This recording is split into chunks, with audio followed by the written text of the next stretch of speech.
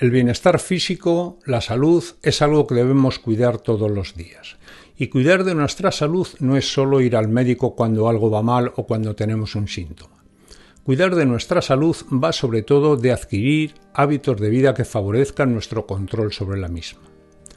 Una de las ventajas de la tecnología es que nos ha proporcionado herramientas para el control de lo que comemos, de nuestro entrenamiento y también de varios parámetros físicos importantes como la presión arterial, los niveles de glucosa en sangre, la temperatura corporal, el pulso cardíaco y la saturación de oxígeno en sangre. Estas apps se han incrementado en los últimos años, pero no son la panacea. Lo ideal es poder medirnos estos parámetros en casa con cierta frecuencia.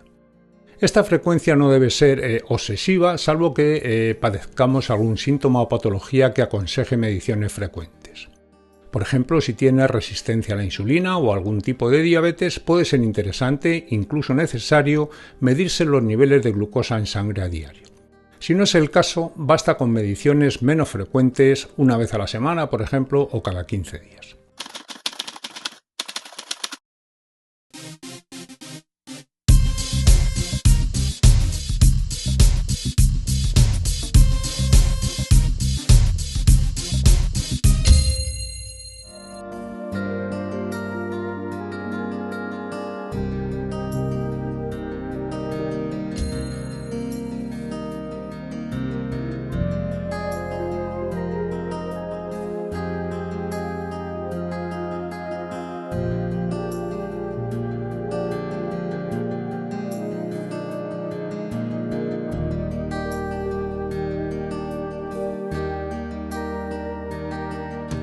En el vídeo de hoy vamos a ver qué mediciones podemos observar y que nos servirán como un chequeo casero y en tiempo real de nuestra salud.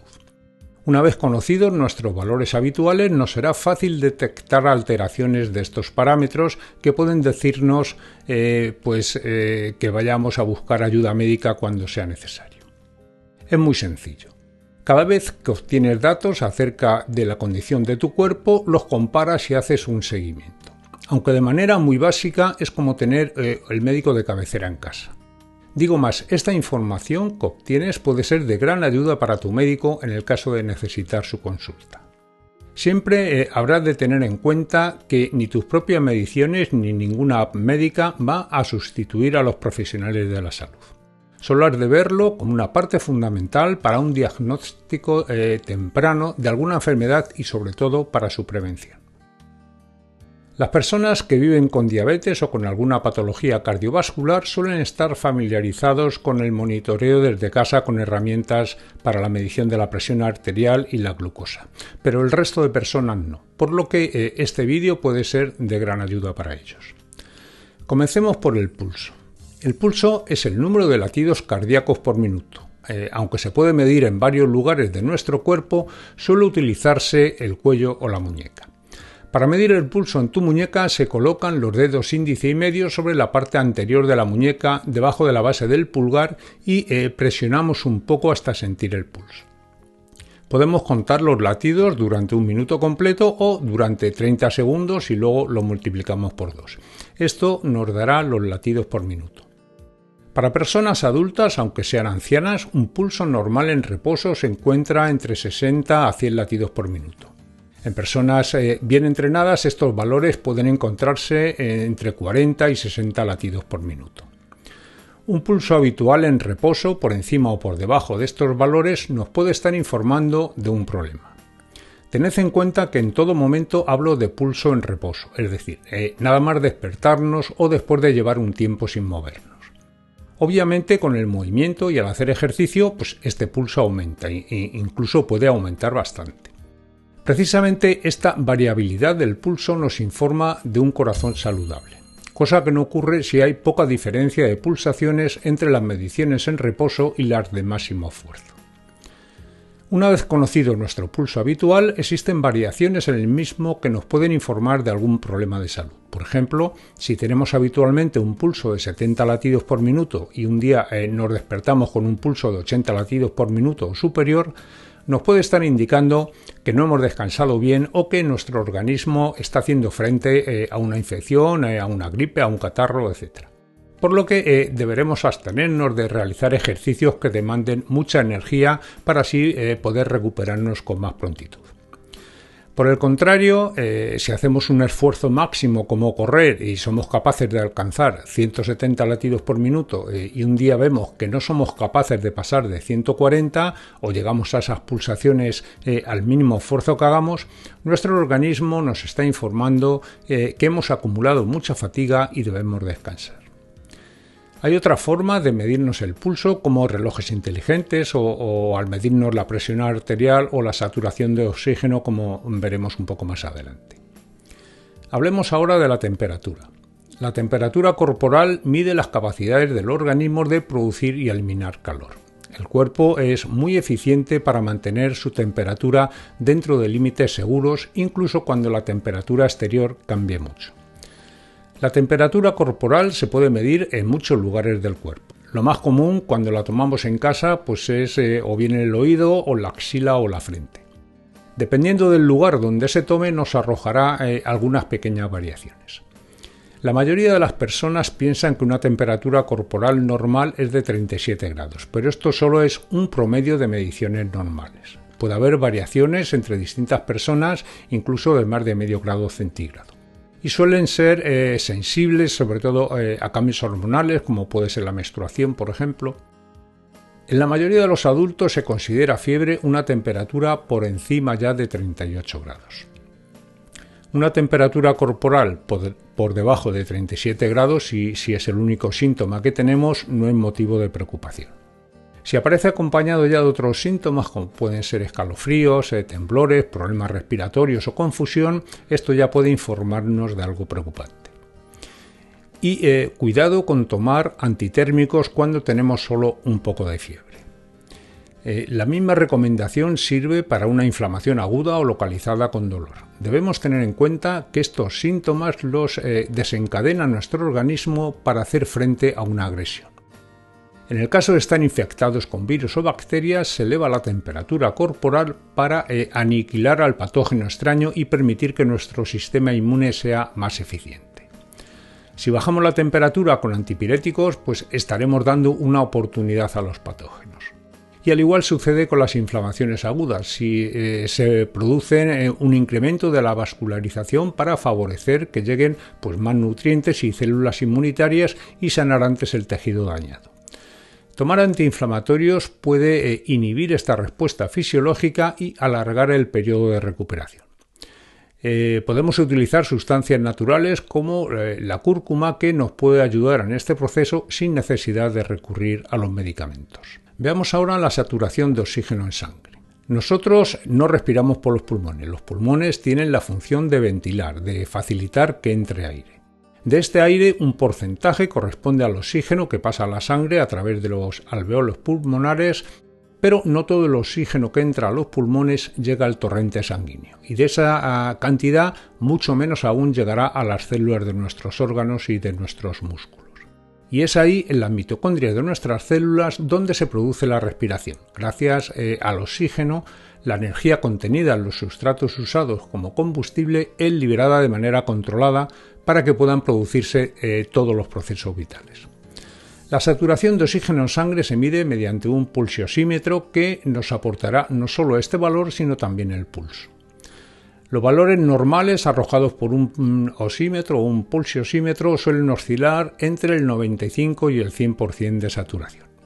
Valores inferiores al 90% se consideran ya bajos. Esto es debido a que, como he dicho, del total de oxígeno que circula en nuestra sangre, unido a los glóbulos rojos, no todo llega a las células, por lo que bajas concentraciones en sangre pueden estar informándonos que nuestras células no están recibiendo todo el oxígeno que requieren para producir la energía necesaria. Hablemos ahora de la presión arterial. Una presión arterial baja nos puede provocar mareos, sobre todo al levantarnos después de estar sentados o tumbados. Normalmente no tiene mayores efectos y suele deberse a deshidratación o a carencia de sales. Sin embargo, una presión arterial alta en forma ligera o moderada nunca presentará síntomas evidentes. Si ya es muy alta, puede provocar dolores de cabeza intensos, fatiga e incluso náuseas. Ya que la presión arterial alta pasa desapercibida, parece interesante comprobarla de vez en cuando y además se vuelve recomendable si ya pasamos de cierta edad, ya que la hipertensión aparece con la edad. ¿Y cómo se mide la presión arterial? Normalmente se mide ajustando un manguito alrededor de la parte superior del brazo e inflándolo. La presión que acaba ejerciendo detiene el flujo de sangre hacia el brazo y lo mide. Y este dato equivale a la presión de la sangre en los vasos sanguíneos. La información sobre la presión arterial se compone de dos cifras. La primera cifra es la presión máxima que se produce cuando el corazón se contrae y expulsa la sangre. La segunda cifra es la presión mínima que se toma cuando el corazón se relaja admitiendo de nuevo la sangre. ¿Cuál es una presión sanguínea buena? Si estás sano y no tomas ningún medicamento para la presión arterial, valores más bajos que la media no debería ser nada por lo que preocuparse. Una presión arterial ideal no debería ser superior a 120/80. Pero claro, esto es lo que la gente joven y saludable tiene. Sin embargo, la mayoría de las personas en la sociedad occidental al menos tiene una presión arterial más alta. Tener hipertensión es habitual en personas de mediana edad y mayores, especialmente si tienen sobrepeso.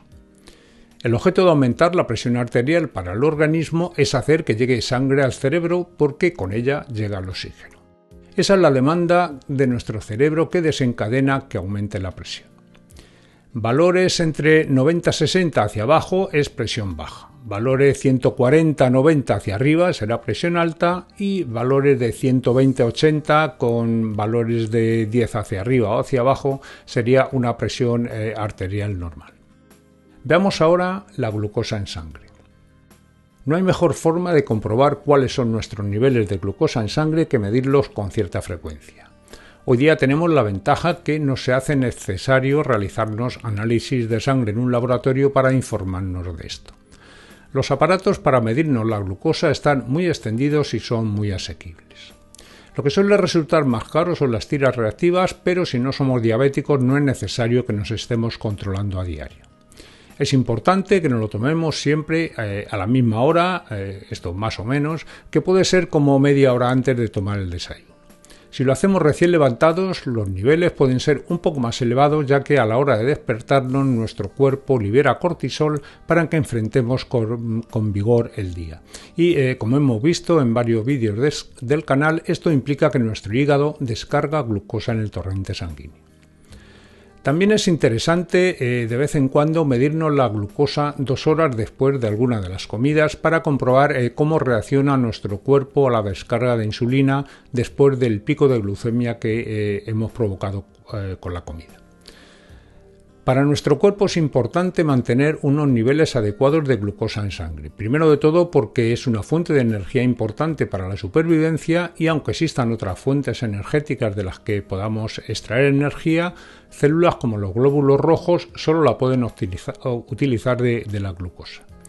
Por otra parte, altas concentraciones en sangre pueden ser muy perjudiciales para nuestra salud, por lo que nuestro organismo ha desarrollado procesos como la homeostasis que tienen la propiedad de mantener una condición interna estable compensando los cambios que se produzcan. Valores entre 70 y 100 miligramos por decilitro sostenidos en el tiempo son considerados normales. Oscilaciones puntuales también entrarían dentro de la normalidad y obedecerían a todos estos mecanismos regulados por la homeostasis. Solamente deberíamos preocuparnos cuando estos valores permanecen por tiempo alterados, más aún si sobrepasan de forma notable esta barrera de los 100 miligramos por decilitro. Os dejaré en la caja de descripciones enlaces a aparatos económicos que podéis adquirir en estos días de rebajas y que, desde mi punto de vista, son una excelente inversión en términos de mantenimiento de la salud. Si estáis interesados en profundizar en alguno de estos apartados que hemos tratado hoy, existen vídeos en el canal donde los trato con más detenimiento y detalles. Y bien amigos, espero que el vídeo os haya resultado interesante. Si ha sido así, ya sabéis, darme un like, recomendarlo a los amigos o conocidos que tengáis que les pueda interesar este tipo de temas y nos vemos sin falta la semana que viene con un nuevo vídeo. Hasta siempre.